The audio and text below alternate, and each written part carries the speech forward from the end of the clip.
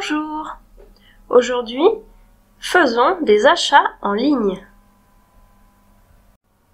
En France et dans le monde entier, les achats en ligne sont de plus en plus répandus. En moyenne, en France, 2 Français sur 5 achètent sur Internet. Quand on dit en ligne, c'est la même chose que si je dis sur Internet ou online, pour reprendre l'expression anglaise. Voici ici quelques mots de vocabulaire en lien avec les achats en ligne. Comme on vient de le voir, en ligne veut dire sur Internet. Le e-shopping, c'est le shopping sur Internet. Le e-commerce, c'est le commerce sur Internet. Une boutique en ligne, eh bien, c'est une boutique qui a un site où je peux aussi acheter les produits ou services qu'elle propose. Et le drive, eh bien, c'est un terme qui est surtout utilisé pour les supermarchés. En effet, aujourd'hui, les supermarchés proposent d'acheter ses courses en ligne.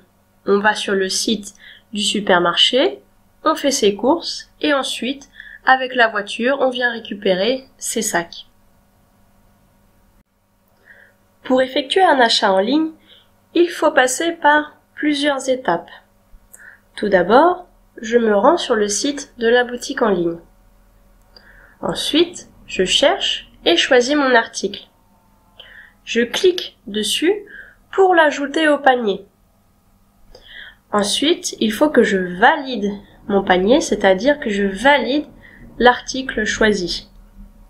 Je vais être ensuite redirigé sur une page où je vais devoir créer un compte. Une fois le compte créé, je choisis mon mode de livraison et mon mode de paiement. Faisons un point vocabulaire. Tout d'abord, on a vu le panier.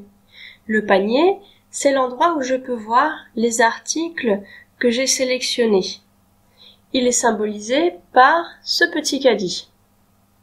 Ensuite, le mode de livraison, eh bien, correspond à la façon dont je veux recevoir ma commande.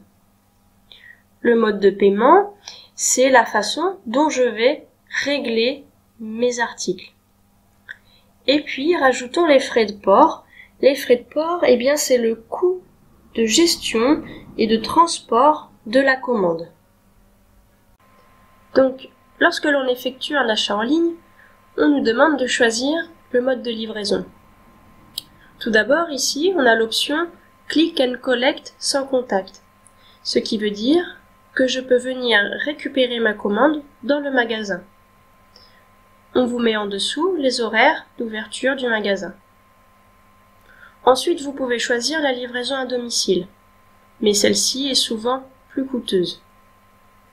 Enfin, vous avez la livraison en relais colis, ce qui veut dire que vous allez aller chercher votre colis dans un point relais, c'est-à-dire souvent une librairie ou un bar tabac qui récupère les commandes. Maintenant, choisissons le mode de paiement. Ici, nous avons 2 possibilités. Tout d'abord, par carte bancaire, où on vous demandera de rentrer vos coordonnées bancaires sur le site. Ou alors par PayPal.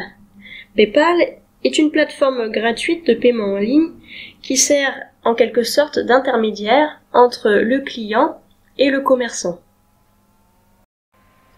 Lorsque l'on décide d'effectuer des achats en ligne, il faut être très vigilant et quelques précautions sont nécessaires. Tout d'abord, toujours privilégier des sites connus. Ensuite, s'assurer que le site est sécurisé. Pour cela, en général, l'adresse commence par HTTP. Et puis, vous pouvez cliquer sur l'icône du cadenas à côté du lien pour vérifier que le certificat de sécurité est à jour. Ensuite, vous pouvez faire des captures d'écran pour garder des preuves de vos achats.